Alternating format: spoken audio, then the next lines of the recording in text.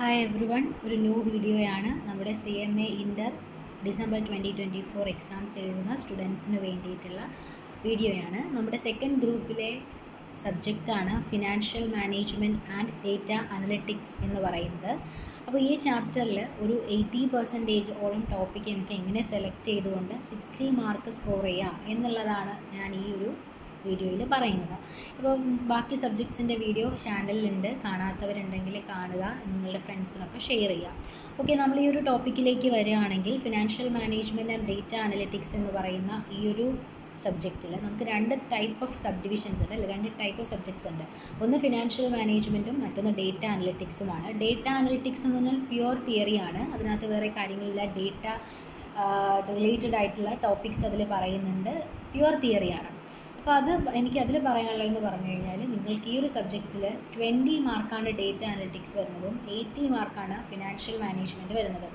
So അതുകൊണ്ട് നിങ്ങൾ എന്ത് ചെയ്യുക, ആ പ്യുവർ തിയറി പോർഷൻ പഠിച്ചു കഴിഞ്ഞാൽ 20 മാർക്ക് ഷുവറാണ്.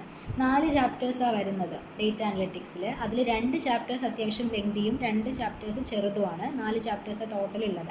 അപ്പോൾ നിങ്ങൾ എന്ത് ചെയ്യുക, ഞാൻ പറയുന്ന ഒരു ഗൈഡ് ഉണ്ട്, ആ ഗൈഡ് യൂസ് ചെയ്യുകയാണെങ്കിൽ നിങ്ങൾക്ക് യൂസ്ഫുൾ ആണ്. കാരണം അതിൽ പ്രീവിയസ് ക്വസ്റ്റ്യൻ പറയും, അത് നോക്കേണ്ട ആവശ്യമേ ഉള്ളൂ. അത് നോക്കി കഴിഞ്ഞിട്ട് നിങ്ങൾ പഠിക്കുകയാണെങ്കിൽ നിങ്ങൾക്ക് എളുപ്പം ഈ ടോപ്പിക്ക് കവർ ചെയ്തെടുക്കാൻ പറ്റും. 20 മാർക്ക് നമുക്ക് ഷുവറായിട്ട് വാങ്ങിക്കാനും പറ്റും. നമുക്ക് MCQ പോർഷനിലും അതുണ്ട്. അപ്പോൾ അതുകൊണ്ടാണ് ഞാനത് പറയുന്നത്. നമുക്ക് 2 ക്വസ്റ്റ്യൻസ് ഉണ്ടാവും ഈ ഇതിൻ്റെ. നമുക്ക് നല്ല രീതിക്ക് ഇതെന്ത് ചെയ്യാം, സ്കോറിംഗ് ആയിട്ടുള്ളൊരു പോർഷനാണ് ഡേറ്റ അനലിറ്റിക്സ് എന്ന് പറയുന്നത്. അതിനകത്ത് 4 ചാപ്റ്റേഴ്സിൻ്റെ 2 ലെങ്തിയും 2 ഷോർട്ടും ആണ്. നിങ്ങൾ എന്ത് ചെയ്യുക, ലെങ്തി ആയാലും ശരി ഷോർട്ട് ആയാലും ശരി, ഈ ഒരു പോർഷനെ സ്കിപ്പ് ചെയ്യരുത്. കാരണം 20 മാർക്സ് ഷുവർ കിട്ടുന്നതാണ്. അപ്പോൾ അത് എളുപ്പം തീർക്കാനുള്ളൊരു വേ ആണ് ഞാൻ പറഞ്ഞത്. ടാക്സ്മാൻ ക്രാക്കർ എന്ന് പറയുന്ന ബുക്ക് നിങ്ങൾ യൂസ് ചെയ്താൽ മതി, അത് നല്ലതാണ്. അതിനകത്ത് ഞാനതാണ് പഠിക്കുന്നത്, അതെനിക്ക് യൂസ്ഫുൾ ആയതുകൊണ്ടാണ് ഞാൻ പറയുന്നത്. എനിക്ക് അറൗണ്ട് 56 മാർക്സ് ഫിനാൻഷ്യൽ മാനേജ്മെൻറ്റ് എന്ന ഈ പേപ്പറിൽ ഉണ്ടായിരുന്നു. അപ്പോൾ അത് ഞാൻ സ്കോർ ചെയ്തത് ഈ പറഞ്ഞ ഗൈഡ് യൂസ് ചെയ്തിട്ട് മാത്രമാണ്. ലാസ്റ്റ് അറ്റംപ്റ്റിലാണ് ഞാനത് വാങ്ങിയതും. എനിക്ക് നല്ല യൂസ്ഫുൾ ആയിരുന്നു. അതുകൊണ്ട് ഓരോ വീഡിയോസിലും ഞാനത് പറയുന്നുണ്ട്. പിന്നെ അത് കഴിഞ്ഞിട്ട് ഇത് പഠിച്ച് 20 മാർക്സ് നിങ്ങളെന്താണ് സെക്യൂർ ആക്കിയതിന് ശേഷം പിന്നെ പഠിക്കേണ്ടത് ഫിനാൻഷ്യൽ മാനേജ്മെൻറ്റിലെ ഫസ്റ്റ് ചാപ്റ്റർ ആയിട്ടുള്ള ഫണ്ടമെൻ്റൽസ് ആണ്. ശരിക്കും പറഞ്ഞാൽ അത് തിയറിയാണ്. അത് നിങ്ങൾ നോക്കുക, വലിയ ഇഷ്യൂസൊന്നുമില്ല, ബേസിക്കാണ്, തിയറിയാണ്, പെട്ടെന്ന് പഠിക്കാൻ പറ്റും. സോഴ്സ് ഓഫ് ഫിനാൻസ് അങ്ങനെയൊക്കെയുള്ള കാര്യങ്ങളാണ് അതിൽ പറയുന്നത്, പെട്ടെന്ന് പഠിക്കാം. ഫണ്ടമെൻ്റൽസ് അത് പഠിക്കണം. പിന്നെ അത് കഴിഞ്ഞതിന് ശേഷം ഇമ്പോർട്ടൻറ്റ് ചാപ്റ്റേഴ്സാണ് source of finance, financing decision, tools for financial analysis. ഇത് മൂന്നും ഇമ്പോർട്ടൻ്റ് എന്ന് വെച്ചാൽ നല്ല ഇമ്പോർട്ടൻ്റ് ആണ്. ഈ 3 ചാപ്റ്റേഴ്സ് സ്കിപ്പ് ചെയ്യരുത്. ഈ 3 ചാപ്റ്റേഴ്സ് ഒരു കാലത്തും സ്കിപ്പ് ചെയ്യരുത്. Source of finance and cost of capital important ആണ്. എല്ലാ അറ്റംപ്റ്റിലും ഒരു ക്വസ്റ്റ്യൻ അതിൽ നിന്ന് വരാറുണ്ട്. രണ്ടാമത്തത് ഫിനാൻസിങ് ഡിസിഷൻ, അത് ഇമ്പോർട്ടൻ്റ് ആണ്. അതിലാണ് നമ്മൾ ലെവറേജസ്, ഓപ്പറേറ്റിംഗ്, കമ്പൈൻഡ്, ഫിനാൻഷ്യൽ ലെവറേജസിനെ പറ്റി പറയുന്നതും അങ്ങനെയുള്ള ഓരോ ഇത് പറയുന്നത് അതിനകത്താണ്. അപ്പോൾ ആ ചാപ്റ്ററും സ്കിപ്പ് ചെയ്യരുത്, എല്ലാ അറ്റംപ്റ്റിലും വരാറുണ്ട്. പിന്നെ ടൂൾസ് ഫോർ ഫിനാൻഷ്യൽ അനാലിസിസ് എന്ന ചാപ്റ്ററിനകത്ത് 3 topics, ratio analysis, cash flow statement, fund flow statement, അങ്ങനെ 3 ടോപ്പിക്ക് പറയുന്നുണ്ട്. അതിൻ്റെ ക്വസ്റ്റ്യൻസും പറയുന്നുണ്ട്. അത്യാവശ്യം നല്ല രീതിക്ക് തന്നെ ലെങ്തി ചാപ്റ്ററാണത്, വിടരുത്. ഈ 3 ചാപ്റ്റേഴ്സ് നിങ്ങൾ ഒരു തരത്തിലും ഫിനാൻഷ്യൽ മാനേജ്മെൻറ്റിൽ സ്കിപ്പ് ചെയ്യരുത്. ഇത് 3 നന്നായിട്ട് പഠിച്ചാൽ തന്നെ നമുക്ക് അറൗണ്ട് ഒരു 30 മാർക്സ് സെക്യൂർഡ് ആണ്. ഓക്കെ, പിന്നെ അത് കഴിഞ്ഞിട്ട് ഒരു ഇമ്പോർട്ടൻറ്റ് ചാപ്റ്ററാണ് institutions or instruments for financial market. അത് ഇമ്പോർട്ടൻ്റ് ആണ്. ശരിക്കും പറഞ്ഞാൽ അതും ഒരു തിയറി പേപ്പറാണ്, തിയറി പേപ്പറല്ല, തിയറി പോർഷനാണത്. അത്യാവശ്യം ഇച്ചിരി ലെങ്തിയുമാണ്, എന്നാൽ തിയറിയാണ്. നമുക്കത് കുഴപ്പമില്ലാത്തൊരു പേപ്പറാണ്. അപ്പോൾ ഇത് ഇത്രയും നിങ്ങൾ പഠിക്കുകയാണ്. എല്ലാം ഇതിൽ നിന്ന് വർക്കിംഗ് ക്യാപിറ്റൽ മാനേജ്മെൻറ്റും ക്യാപിറ്റൽ ബഡ്ജറ്റിങ്ങുമാണ് ഒഴിവാക്കിയിട്ടുള്ളത്. കാരണം അത് രണ്ടും അത്യാവശ്യം വലിയ ടോപ്പിക്കാണ്. എന്നാൽ എക്സാമിന് അത്യാവശ്യം നല്ല വെയിറ്റേജും ഉള്ള ടോപ്പിക്കാണ്. പക്ഷേ അതിന് പ്രശ്നമെന്ന് പറഞ്ഞാൽ നമ്മൾ അത് ഇതിനകത്ത് കയറ്റുകയാണെങ്കിൽ നമുക്ക് അത് മാത്രമേ ഫോക്കസ് ചെയ്യാൻ പറ്റൂ. ഇതൊന്നും നടക്കത്തില്ല. കാരണം ഇതിൻ്റെ എല്ലാം കൂടി ടൈം കൊടുത്താലേ നമുക്ക് ആ 2 ചാപ്റ്റേഴ്സ് തീർക്കാൻ പറ്റും. അതുകൊണ്ടാണ് ഞാൻ കുറച്ചും കൂടി എഫക്റ്റീവ്. കാരണം അത് നമ്മൾ 2 മാത്രം പഠിച്ചുകൊണ്ട് പോയാൽ നമുക്ക് ഒരിക്കലും എക്സാം പാസ്സാവില്ല. അതുകൊണ്ടാണ്. കാരണം ചിലപ്പോൾ നമ്മൾ അത് മാത്രം പഠിച്ചിട്ട് പോയി കഴിഞ്ഞാൽ നമ്മൾ വിചാരിക്കുന്ന രീതിയിൽ ക്വസ്റ്റ്യൻ നമുക്ക് എഴുതാൻ പറ്റണമെന്നില്ല. അതുകൊണ്ടാണ് ഞാൻ പറഞ്ഞത്, നിങ്ങൾ സ്മാർട്ടായിട്ട് നോക്കുകയാണെങ്കിൽ, ഒരു എഫക്റ്റീവ് വേയിൽ നോക്കുകയാണെങ്കിൽ ഇത്രയും പഠിച്ചു കഴിഞ്ഞാൽ ഷുവറായിട്ട് 60 കിട്ടും. ഡേറ്റ അനലിറ്റിക്സ് പഠിച്ചു കഴിഞ്ഞാൽ 20 മാർക്ക് ഷുവറായിട്ട് കിട്ടും. പിന്നെ ബാക്കി 40, അത് ഫണ്ടമെൻ്റൽസും ഇൻസ്റ്റിറ്റ്യൂഷൻസ് ആൻഡ് ഇൻസ്ട്രുമെൻറ്റ്സ് പഠിച്ചാൽ അറൗണ്ട് നമുക്ക് എന്തായാലും ഒരു 10 മാർക്സ്. പിന്നെ source of finance and cost of capital, financing decision, tools for financial analysis, ഇത് 3 പഠിക്കുകയാണെങ്കിൽ അറൗണ്ട് ഒരു 25 to 30 മാർക്ക് ഷുവറായിട്ട് നമുക്ക് 55 to 60 മാർക്ക് സുഖമായിട്ട് കിട്ടും. നന്നായിട്ട് ഈ പോർഷൻസിന് സ്കിപ്പ് ചെയ്യരുത്. ഞാൻ ആകെ 2 ചാപ്റ്റർ സ്കിപ്പ് ചെയ്തിട്ടുള്ളൂ. പിന്നെ ചില കുട്ടികൾക്ക് അത് രണ്ടും എളുപ്പമായിരിക്കും, ആ വർക്കിംഗ് ക്യാപിറ്റൽ ബഡ്ജറ്റിംഗ് എളുപ്പമായിരിക്കും. അങ്ങനെയുള്ളവർ അത് നിർബന്ധം പഠിക്കണം എന്നുള്ളവർ നിങ്ങളത് പഠിച്ചോളൂ. അപ്പം നിങ്ങളത് സെലക്ട് ചെയ്യുമ്പോൾ ഇതിൽ നിന്ന് 2 ഒഴിവാക്കിക്കോളൂ. ഓക്കെ, അങ്ങനെ ചെയ്യുക. അപ്പം ഞാനത് വേണ്ടാന്ന് പറഞ്ഞെങ്കിലും അത് ഞാൻ ഓരോ സബ്ജക്റ്റിലും സെലക്റ്റീവ് ചെയ്യുന്നുണ്ടെങ്കിൽ പോലും അറിയുന്നവരുണ്ടാവും റിമൈനിങ് ടോപ്പിക്സ്. നിങ്ങൾ കളയണ്ട, അതും കൂടി പഠിച്ചോളൂ. ഞാൻ എൻ്റെ ഒരു വേയിൽ പറഞ്ഞതാണ് ഇത്രയാണ് എന്നുള്ളത്. ഒന്നും തുടങ്ങാത്തവർക്ക് ഇത് ചെയ്യുന്നതായിരിക്കും ബെറ്റർ. ഇത് ആണ് നിങ്ങൾ ഫോളോ ചെയ്യേണ്ടത്. ഇത് നന്നായിട്ട് പഠിക്കുക. ഇതിനകത്ത് വേറെ സ്കിപ്പോ ഒന്നും ചെയ്യരുത്. നിങ്ങൾക്ക് ഇതിനെ സംബന്ധിച്ച് എന്ത് ഡൗട്ട് ഉണ്ടെങ്കിലും എന്നെ കോൺടാക്റ്റ് ചെയ്യാം. ഇതാണ് എൻ്റെ നമ്പർ. ഇതിൽ എന്നെ മെസ്സേജ് ചെയ്താൽ മതി. എപ്പോൾ വേണമെങ്കിലും ഞാൻ നിങ്ങൾക്ക് വേണ്ട ഹെൽപ്സ് പ്രൊവൈഡ് ചെയ്യാം.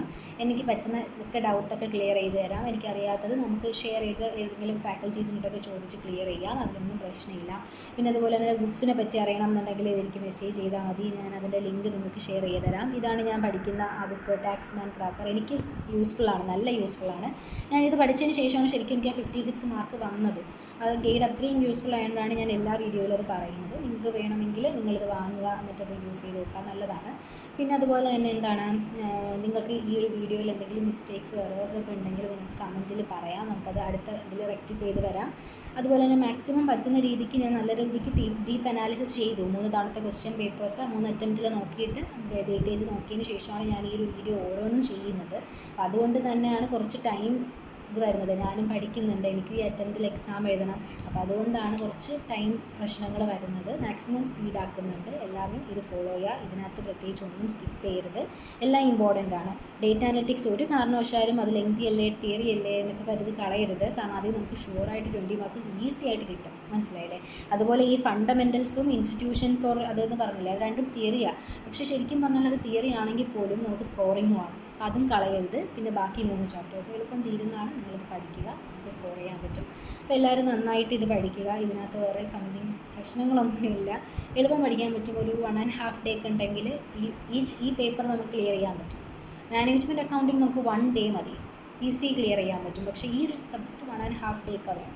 ഇപ്പോൾ ടാക്സ് ഒക്കെ ആണെങ്കിൽ നമുക്ക് 2 ഡേ എന്തായാലും വേണം, എങ്കിൽ മാത്രമേ നമുക്കത് തീർക്കാൻ പറ്റൂ. അപ്പോൾ അങ്ങനെ ഓരോന്നിനും നമുക്കൊരു ഇത് പറയാൻ പറ്റില്ല. അത് ഞാൻ പിന്നൊരു വീഡിയോ ചെയ്യാം, ഓരോന്നിനും എത്ര ഡേ ആണ് എടുക്കുന്നത് എന്നൊക്കെ ഉള്ളത് പറയാം. ഓക്കെ, എന്തായാലും ഞാൻ 26 ഡേയ്സിൻ്റെ ഒരു സ്ട്രാറ്റജി എൻ്റെ ചാനലിൽ ഇട്ടിട്ടുണ്ടായിരുന്നു. അത് പലരും കണ്ടു കാണില്ല, ചിലപ്പം നിങ്ങൾ അറിഞ്ഞൊക്കെ പിന്നെ ആയിരിക്കും. അപ്പോൾ അതുകൊണ്ട് ഞാൻ 20 ഡേയ്സിൻ്റെ ഒരു സ്ട്രാറ്റജി നമ്മൾ ഇടുന്നുണ്ട്. ഞാൻ 21ാമത്തെ ദിവസം റിമൈനിങ് ആയിട്ടുള്ളതിൻ്റെ വൈകിട്ട് ഞാൻ ആ വീഡിയോ പോസ്റ്റ് ചെയ്യും. അപ്പോൾ നിങ്ങൾ 20 ഡേയ്സ് സ്ട്രാറ്റജി എന്താണെന്നുള്ളത് ഫോളോ ചെയ്യണം. അതെങ്കിലും ലാസ്റ്റിനാണുള്ളത്. ഇതിനേക്കാൾ കുറച്ചും ഒരു സ്ട്രാറ്റജി ഇല്ല. അപ്പോൾ 20 ഡേയ്സിൻ്റെ ഇടണം എന്ന് പറയാൻ കാരണം എൻ്റെ ഒരു ഫ്രണ്ട് പറഞ്ഞതാണ്. എടാ ഇങ്ങനെ എനിക്ക് കാണാൻ പറ്റില്ല, ഇപ്പോൾ തന്നെ കുറച്ചായല്ലോ, അപ്പം നീ അങ്ങനെ 20 ഡേയ്സിൻ്റെ ഒരു സ്ട്രാറ്റജി ചെയ്യാമോ എന്ന് ചോദിച്ചത്. അപ്പോൾ ആലോചിച്ചപ്പോൾ അവൾ എൻ്റെ അടുത്ത് 18 ഡേയ്സാണ് പറഞ്ഞത്. ഞാൻ 20 ആക്കിയതാണ്. കാരണം 20 കുറച്ച് ഇനി പറ്റില്ല. അത് ഒരു സ്ട്രാറ്റജി ഞാൻ ഇടും. അപ്പോൾ ഇത് പറ്റാത്തവർ അതെങ്കിലും ഫോളോ ചെയ്യുക. അതെങ്കിലും ചെയ്താൽ മാത്രമേ നമുക്ക് എക്സാം പാസ് ചെയ്യാൻ പറ്റൂ. ഓക്കെ, പിന്നെ ബോത്ത് ഗ്രൂപ്പ് എഴുതുന്നവരെ സംബന്ധിച്ചിട്ട് ഇത് യൂസ്ഫുൾ ആയിരിക്കും. സിംഗിൾ ഗ്രൂപ്പിനെ സംബന്ധിച്ച് ഞാൻ പറയുന്നു, FM എന്ന് പറയുന്ന ഈ ഇതിനെ സംബന്ധിച്ച് നിങ്ങളിത് നോക്കിയാൽ മതി. നിങ്ങൾക്ക് സമയമുണ്ട്, കാരണം ഒരൊറ്റ ഗ്രൂപ്പ് എഴുതുന്നവരെ സംബന്ധിച്ച് സമയമുണ്ട്. അപ്പോൾ അത് നിങ്ങൾക്ക് പറ്റുമെങ്കിൽ വർക്കിംഗ് ക്യാപിറ്റലും ക്യാപിറ്റൽ ബഡ്ജറ്റും കൂടെ നോക്കിയേക്കുക. ഞാൻ പറഞ്ഞതാണ്, കുറച്ച് നിങ്ങൾ സ്കോർ ചെയ്യണം എന്നുണ്ടെങ്കിൽ എല്ലാം ഓക്കെ, ഇത് മതി എന്നുണ്ടെങ്കിൽ ഇത് മാത്രം. ഇത്രയൊക്കെ ഉള്ളൂ. ഇതാണ് എൻ്റെ നമ്പർ. നിങ്ങൾക്ക് എപ്പോൾ വേണോ കോൺടാക്റ്റ് ചെയ്യാം. എന്നെ ഗൈഡിനെ പറ്റി അറിയെങ്കിൽ ചോദിക്കാം. എന്നെക്കൊണ്ട് കഴിയുന്ന രീതിയിൽ ഹെൽപ്പ് ചെയ്യാം. ക്വസ്റ്റ്യൻ പേപ്പേഴ്സ് വേണമെന്നുണ്ടെങ്കിലും പറഞ്ഞാൽ മതി, ഞാനത് അയച്ചു തരാം. എൻ്റെ കയ്യിലതുണ്ട്. ഓക്കെ, ഇത്രയൊക്കെ ഉള്ളൂ. എല്ലാവരും നന്നായിട്ട് പഠിക്കുക. ഹോപ്പ് വിടരുത്, കോൺഫിഡൻസ് വിടരുത്. ടൈം നന്നായിട്ട് എടുത്ത് യൂട്ടിലൈസ് ചെയ്ത് എഫക്റ്റീവായിട്ട് നിന്ന് തന്നെ പഠിക്കുക. വേറെ ഡിസ്ട്രാക്ഷൻസിൽ നിന്നൊക്കെ ഒഴിവാകുക. 12 hours കമ്പൽസറി ഇരിക്കുക. അപ്പോൾ നമുക്ക് ഇത്രയൊക്കെ ഉള്ളൂ. ഇനി പുതിയൊരു വീഡിയോ ആയിട്ട് വരുന്നത് വരെ എല്ലാവർക്കും all the best. Thank you.